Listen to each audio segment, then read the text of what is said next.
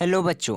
तो आज हम lecture number 3 red data book से स्टार्ट करते हैं कि रेड डाटा बुक हमारा क्या होता है। तो चलिए स्टार्ट करते हैं। The I U N C का फुल फॉर्म आप याद कर लो। International union for the conservation of nature and natural resources maintains an international list of an animals and plants whose continue existence is getting created. Okay, तो कहता है कि हमारा एक इंटरनेशनल, ये जो हमारे आई हैं, IUCN, ओके, इनका काम है कि वो इंटरनेशनल वो लिस्ट बनाते हैं कि कौन कौन से जानवर, कौन कौन से पक्षी, कौन कौन से पेड़ हमारे जो कि खतरा है कि वो अब गायब होने वाले, अब उस धरती पर से वो विलुप्त होने वाले हैं। ओके, कौन कौन से ऐसे पेड़ पक्षी जानवर से, ओके, यही काम है इन IUCN का। तो चलिए, this listed is publish in the form of red data books. तो वही बुक को जब वो निकालते हैं, जो हाँ ये अब जानवर रहना, ये जानवर की खतरा है अब जाने की या धरती पर से गायब होने की चांसेस हैं, ये इनकी लाइफ खतरे में है, तो वो एक बुक पब्लिश करते हैं जिस बुक का नाम आता है red data book. Species are classified in different categorize on the basis of their precise risk of their existence. तो डिफरेंट स्पीसीज डिफरेंट कैटेगरी में बांटे जाते हैं according to their present how many they are, उनकी अभी कितनी जनसंख्या है, वो कौन से ज़्यादा, कौन कितने कम में है। ओके, तो अलग अलग कैटेगरी में जो हम आगे पढ़ने वाले हैं अभी। Each red data book usually deals with a specific group of animals और plants, example reptiles, insects, mosses. These books are now being published in different countries and provide useful information on the threat status of different species। तो जैसा कि हमने पढ़ा कि हमारा red data book में क्या है कि डिफरेंट स्पीसीज़ के बारे में बताया जाता है कि हाँ इनकी इस जानवर की जनसंख्या काफ़ी कम है, चांसेस हैं कि ये गायब हो सकते हैं, क्या हमें इनके लिए कदम उठाना चाहिए इन्हें बचाने के लिए। ओके, क्या हमें अफेक्ट डालेगी जब ये बिल्कुल तरह से गायब हो जाएंगे। तो चलिए समझते हैं। When no member of species exist और is presumed beyond a reasonable doubt to have disappeared, such species is said to be extinct। The dodo, the passenger pigeon, and Caribbean monk seal are some species that have become extinct।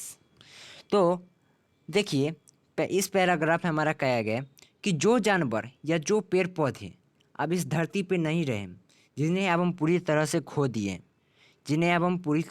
दिए, उनको कौन से category में लाया जाएगा? एग्जिस्टिंग्स, मतलब क्या, अब उनका पूरी तरह से विलुप्त हो जाना।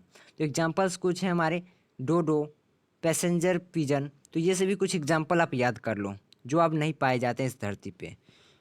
अब सेकेंड में कहता है when a species face a very high risk of extinction in the near futures is termed as endangered species। तो endangered species में उस जानवर, उस पेड़ पक्षी को लाया जाता है जिनकी अब जनसंख्या काफ़ी कम है, जिनके गायब होने की रिस्क काफ़ी ज़्यादा बढ़ गए हैं, अब उनको endangered species में लाया जाता है। ओके, तो for example blue whale, giant panda, snow leopards, African wild dog and tiger are some of the endangered species. तो ये सभी कुछ जानवर हैं जो हमारे इंडेंजर्ड स्पीसीज में आते हैं। तो इंडेंजर्ड स्पीसीज मतलब आई होप आप समझ गए होंगे कि जिनकी रिस्क है कि अब ये गायब होने वाले हैं या इनकी जनसंख्या काफ़ी कम है। ओके, अब देखिए, the vulnerable species are those that face a high risk of extinction in the medium term. The cheetah, the Gir lion and sloth bear are some of the vulnerable species. तो वर्नरेबल स्पीसीज उस species को कहते हैं, उन जानवर इसमें पाए जाते हैं जो कि मीडियम, मतलब वो आने वाले कुछ लंबे समय तक गायब हो जाएंगे। मतलब देखिए, इसका मतलब होता है कि बिल्कुल तरह से आप गायब हो गया। इसका मतलब है इंडेंजर्ड का मतलब है, देखिए मैं आपको अच्छे से बताता हूँ। EX मतलब समझिए एग्जिस्टेंस, जो कि पूरी तरह से आप ख़त्म हो चुके हैं, इस धरती पे नहीं है। इंडेंजर्ड मतलब होता है हमारा कि अब ये रिस्क पे है हमारे, अब ये ऐसे रिस्क पे हैं कि कुछ समय के बाद कि अब ये खो जाएंगे, अगर इसका हम अभी ये पूरी तरह से विलुप्त हो जाएंगे अगर हम इसका बचाव नहीं करेंगे। और वल्नरेबल स्पीसीज उस प्रकार के हैं कि अभी वो चलेंगे कुछ लंबे समय तक, कुछ लंबे समय तक चलने के बाद ये भी अब इन कैटेगरी में आ जाएंगे, इंडेंजर्ड में आ जाएंगे। तो मतलब क्या, वल्नरेबल और इंडेंजर्ड में आपको बस कंसेप्ट क्लियर रखना है कि वल्नरेबल को किसे कहते हैं, जो कि कुछ सालों बाद इंडेंजर्ड में आ जाएंगे, बट इंडेंजर्ड कौन से, जो कुछ सालों बाद एग्जिस्टेंस में आ सकते हैं। तो ये समझ गए आप।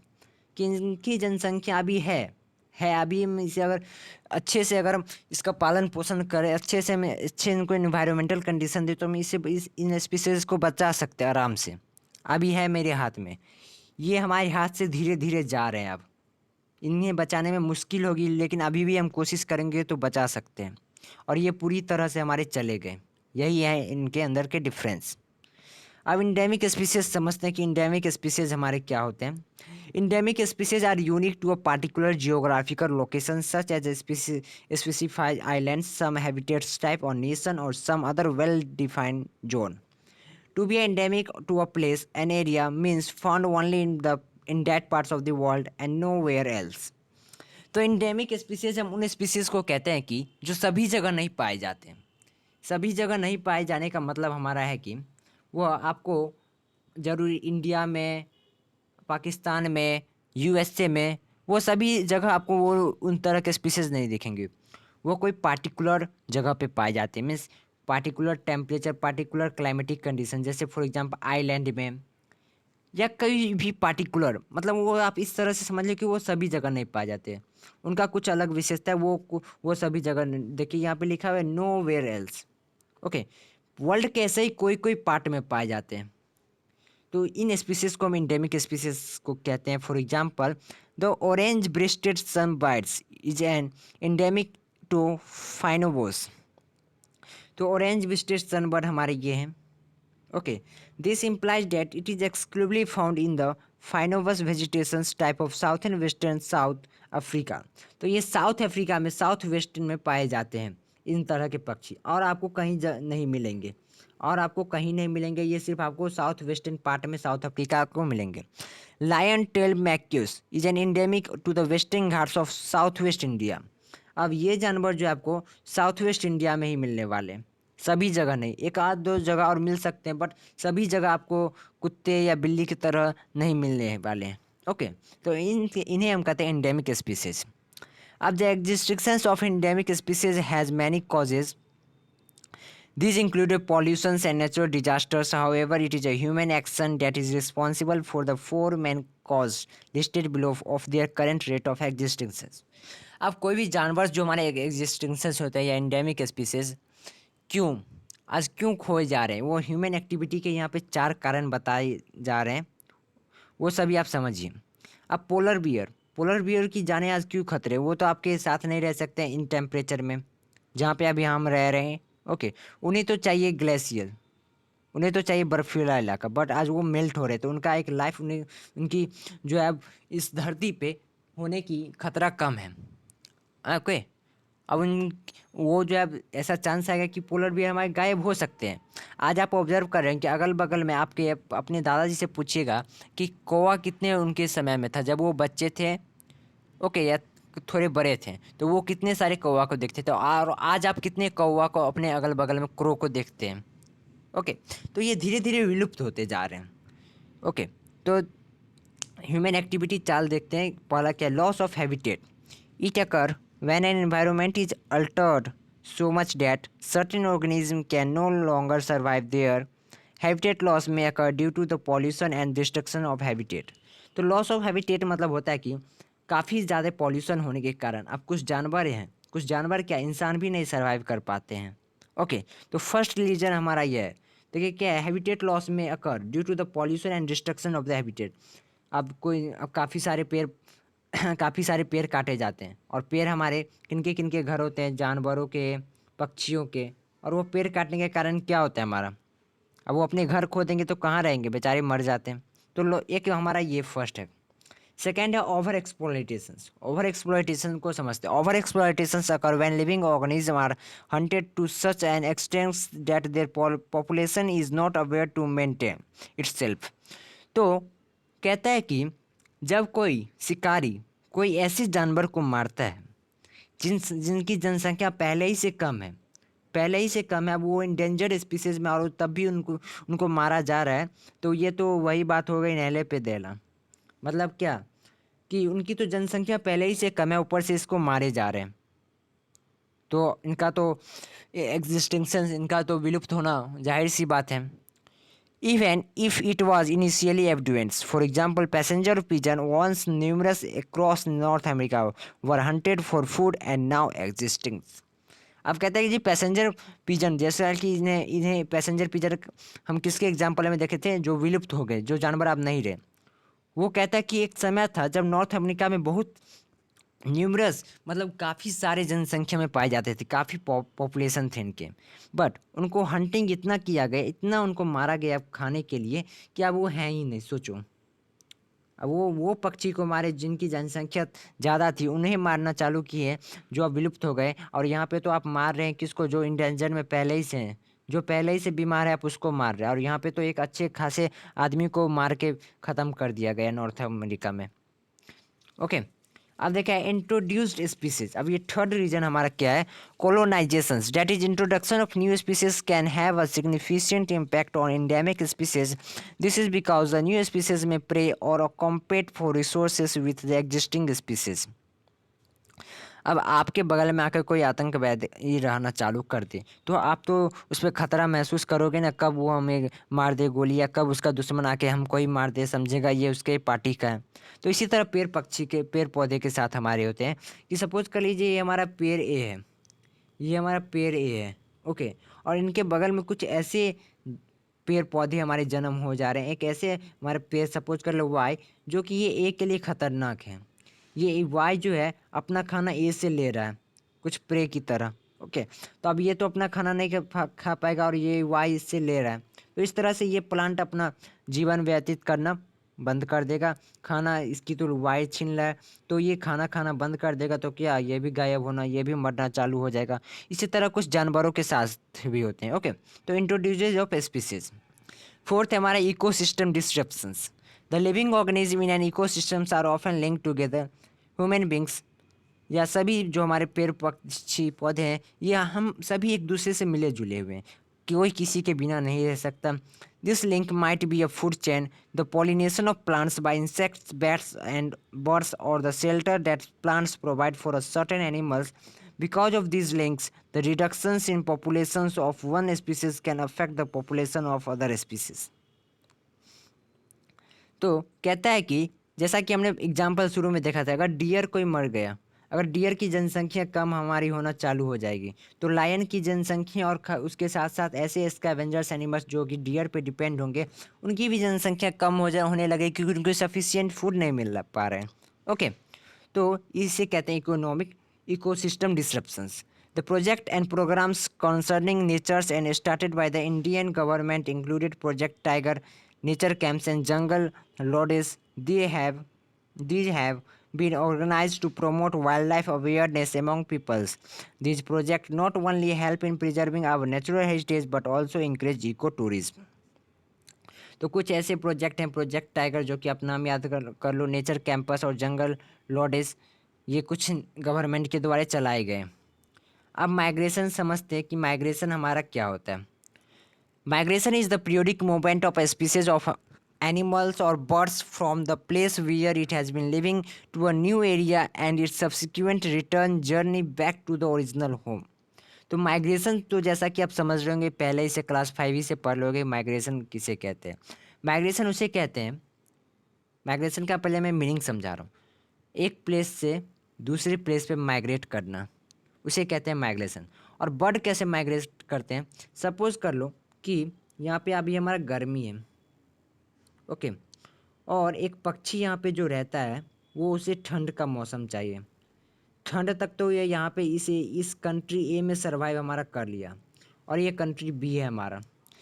अब जब यहाँ पे गर्मी होती है तो यहाँ पे ठंड होती है, और यहाँ पे जब ठंड होती है हमारे बी में, जब ठंड होती है तब ए में गर्मी होती है, और ए में जब गर्मी होती है तो बी में ठंड होती है। और ये पक्षी जो है हमारा, ये पक्षी को चाहिए हमें ठंडा मौसम।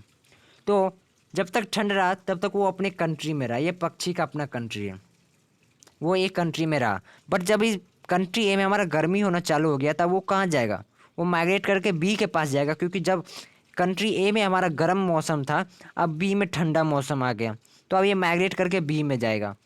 तो जब तक ठंड का मौसम रहेगा तब तक तो ये बी में रहेगा, बट जब हमारा यहाँ पे फिर से गर्मी स्टार्ट करना चालू हो जाएगा बी में, अब वो आ जाएगा ए के पास, फिर से अपना कंट्री आ जाएगा, क्योंकि अब बी में गर्मी है मतलब ए में ठंड है हमारा, ओके, तो इसे ही कहते हैं माइग्रेशन। एक प्लेस से दूसरे प्लेस, फिर अपने घर पे आ जाना, फिर एक प्लेस से दूसरे प्लेस, इसे ही कहते हैं माइग्रेशन। जैसा कि हमने पीछे काफ़ी सारे लेक्चर्स में एग्जांपल्स देखे। तो ये क्यों करते हैं? सिर्फ टेम्परेचर के लिए नहीं, और काफ़ी सारे रीजन है। When animals and birds migrate it is usually to find abundant food and a favourable place to breed. तो अपने फूड को भी अलग अलग जगहों पे लेने के लिए अलग अलग देश जाते हैं, अलग अलग शहर जाते हैं फूड के लिए भी, और फेवरेबल प्लेस टू ब्रीड। जैसा कि हमने देखा कि टर्टर जो कि पैसिफिक ओशियन से हमारे उड़ीसा में आते हैं अपने अंडों को छोड़ने के लिए। अपने अंडों को छोड़ने के लिए कहाँ पैसिफिक ओशियन है और कहाँ हमारे इंडिया में उड़ीसा है, वहाँ पे आते हैं उन कछुआ। तो इस तरह से समझ सकते हैं कि माइग्रेट क्यों करते हैं। The precise methods by which animals navigate and know where to go are still obscure. तो क्या आप सपोज अब अभी तक अगर आपके मन में राइज क्वेश्चन नहीं हो रहा हो, किस तरह से आप समझ रहे होंगे या सोच रहे होंगे कि किस तरह से पक्षी को पता है कि हमें ऐसे ही जाना है, वहाँ पे वो कंट्री है, यही रूट से हमें जाना है। तो ये अब ये कुछ अलग विशेषता नेचर ने इन बर्ड्स को दी है, चलिए समझते हैं। Birds have much sharper eye sights and better visual memory of gross clues than human. अब बर्ड को जो है काफ़ी अच्छी शार्पर आईसाइट्स, काफ़ी अच्छी आईसाइट दी गई है, काफ़ी सारी आँख की रोशनी, मतलब वो अच्छे से देख सकते हैं इतने ऊंचे होने के बावजूद या काफ़ी लंबे डिस्टेंस तक, और बेटर विजुअल मेमोरी, और उन्हें अच्छी से एक सेंस दी गई है ताकि वो आराम से याद कर ले कि अगर वो एक बार याद कर ले कि हाँ मैं कल ऐसे ही आया था और आज भी हमें ऐसे ही जाना है। ओके, एक अच्छे सपोज कर लो, मैं आपको एग्जांपल दे रहा हूँ कि एक पक्षी है और एक आप हैं। आपको कोई अनजान रास्ता पे, सपोज कर लो आपका घर यहाँ पे है, और आपको कोई अनजान रास्ता पे ऐसे ऐसे ऐसे बोल रहा है आने के लिए, कभी ये गली कभी वो गली कभी ये गली। तो आप कहीं तक तो ऐसे तक पहुँच गए, बट अगर यही आपको कहीं फिर आप अपने घर जाओ तो आप जो कंफ्यूज हो जाओगे कि ये कौन सा रास्ता से मैं आया था। बट वही बर्ड जो है आराम से चला जाएगा क्योंकि उनके पास बेटर विजुअल मेमोरी, उनकी याददाश्त क्षमता काफ़ी अच्छी है। तो ये एक मेथड है, ये एक नेचर ने उन्हें गिफ्ट दिया है। और क्या देखते हैं, however in long distance flights they appear to navigate with the help of sun and star. तो ये तो कुछ दूर की बात थी अपने घर से यहाँ तक आने का। बट जब कंट्री की बात आई, country to country, international migrate, कोई एक कंट्री से दूसरे कंट्री में जाना जहाँ पे लॉन्ग डिस्टेंस तय करना हो, तब वो किसकी मदद करते हैं? तब वो सन और स्टार की मदद लेते हैं। ओके, सन और स्टार की मदद लेते हैं, possibly in combination with a reading of earth's magnetic field. This is achieved through inbuilt magnetic compass which is a teeny mass of tissue between the eye and the brain in the birds।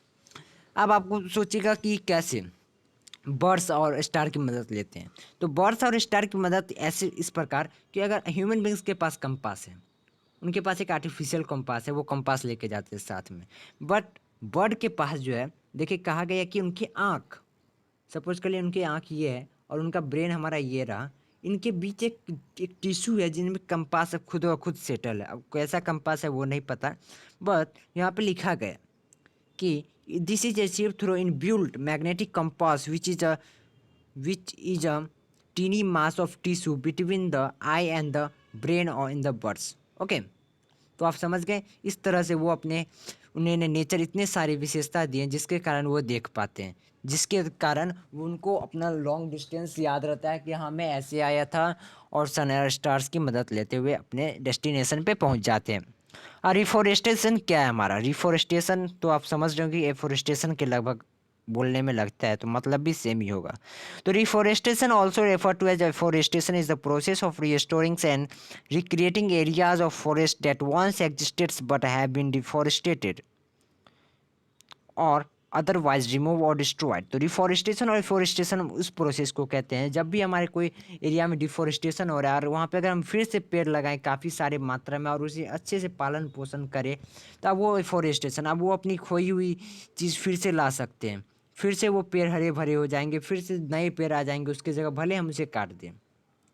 तो this practice is rapidly gaining momentum in order to promote conservation practices. It is, however, important to keep in mind that while selecting the plants for reforestation, one should be careful that these are the same species of plants that were there at that area earlier. This promote the rapid restabilization of both flora and fauna in the deforested area. This help to make it forest again. तो देखिए पेड़ तो काटना ही पड़ेगा क्योंकि हमें उसकी ज़रूरत है, काफ़ी सारी चीज़ों के लिए हम उसको यूज़ करते हैं एज ए रॉ मटेरियल। तो पेड़ काटिए, लेकिन लेकिन पेड़ काटिए, लेकिन आप जो काट रहे हैं उसकी थोड़ी सी स्पीड कम करो, थोड़ी सी स्पीड कम करो। एक ये हमारा हो गया लेकिन के बाद। दूसरा है कि जितना पेड़ काट रहे हो आप, सपोज कर लो कि एक दिन में अगर आप 10 लाख पूरे वर्ल्ड में काट रहे हो, या मैं 10 लाख की जगह कुछ कम ही लेता हूँ। सपोज कर लो एक श्याम है जो कि एक दिन में हमारा 50 पेड़ काटता है, तो उसे आप 100 पेड़ लगाना चाहिए, 100 पेड़ लगाना चाहिए। इस तरह से हमारा डिफोरेस्टेशन तो होगा, पर हम एक तरह से एफोरेस्टेशन भी कर रहे हैं। तो इस तरह से हमारा लगभग इकोलॉजिकल बैलेंस रहेगा, क्योंकि देखिए हमें ज़रूरत तो है पेड़ की, ऐसा तो नहीं है हम बिना पेड़ के रह सकते हैं। तो पेड़ काटो, मगर कुछ रीजन्स है, कुछ उसके लिए रूल्स हैं। वो रूल्स जैसा कि आपने देख लिया क्या है। फर्स्ट है कि स्पीड कम करो। कल वो रोज़ 70 काटता था, तो आज 85 काटो, और 50 की जगह 100 पेड़ भी लगाओ और उनका पालन पोषण। ये मतलब सोचो कि लगा दिया छोड़ दिया। नई जगह है तो कोई जंगल में जाके लगा दो, कोई ऐसा जगह जहाँ पे देखो कि गवर्नमेंट मतलब रोड सड़क किनारे लगा दो। ओके, तो ऐसे आप लगा सकते हो अगर आपके पास ज़मीन नहीं है। Recycling of paper. अब रिसाइकलिंग ऑफ पेपर भी एक मेथड है जिसके कारण आप काफ़ी सारे पेड़ को कटने में मदद कर सकते हो, कटने से बचा सकते हो उसे। ओके, तो paper recycling is the process of recovering waste paper and remaking its in a new paper product. तो पेपर रिसाइकलिंग एक ऐसा प्रोसेस है जिसमें अगर सपोज कर लो कि जिस कॉपी में आप लिखते हो उसे फिर से आपको वही कॉपी को फिर से एक सदे पेज में आपको दे सकता है। कैसे? तो paper suitable for recycling is called scrap paper. ऐसे पेपर जो कि रिसाइकलिंग के लिए सुटेबल हो उसे हम स्क्रैप पेपर कहते हैं। तो today 90% of the paper pulp is made from would. तो आप जो ये देखते हो वो कहाँ से पाए जाते हैं? वो जो कॉपी हैं आपके, वो जो पेपर है वो एक पेड़ से पाए जाते हैं, वो पेड़ से लिए जाते हैं। ओके, पेड़ के लकड़ी से। Paper production account for about 35% is felled trees. Recycling of news prints these for ships lots of woods. तो रिसाइकलिंग ऑफ न्यूज प्रिंट्स मतलब अगर वो पेपर की रिसाइकलिंग फिर से कर दें, उसे फिर से एक अच्छे पेपर में बनाते तो हम काफ़ी सारे पेड़ों की बचत कर सकते हैं, save lots of woods. Okay, it has been estimated that recycling of even half of the world's paper would avoid the deforestation of 20 million acres, 80,000 kilometre square of forest land. तो कहता है अगर हम रिसाइकलिंग अपनाएं तो world का half of the world's paper would avoid to deforestation. तो world का जितने पेड़ हम पहले काट रहे हैं तो उसके हाफ हो जाएंगे। अगर सपोज कर लो मैं 100 ही लेता हूँ आपकी समझने के लिए, आपके अंडरस्टैंडिंग के लिए। पहले जहाँ पे 100 लिया जाता था, अब पेपर रिसाइकलिंग प्रोसेस को यूज़ करके अब हम सिर्फ 50 पेड़ ही काट सकते हैं। ओके, तो काफ़ी अच्छा मेथड है हमारा यह। we all can contribute in this process. We should reduce wastage of paper and try to reuse paper whenever possible. Okay, तो इसी तरह से आप रिसाइकलिंग पेपर का यूज़ करते रहिए। मतलब क्या, आप जैसे आपके पास कोई कॉपी जैसे आप लिखते हो वो भर जाता है, उसे आप डाल दो आपके गली में जो आते हैं लेने के लिए कॉपी किताब वाले, उन्हें डालो, वो उनके पास ले जाएंगे और ये रिसाइकलिंग प्रोसेस होते रहेगा हमारा। ओके, तो इसी के साथ हमारा ये चैप्टर का थ्योरी पार्ट खत्म होता है। अब अगले लेक्चर में हम इसका क्वेश्चन आंसर देखेंगे। Thank you very much.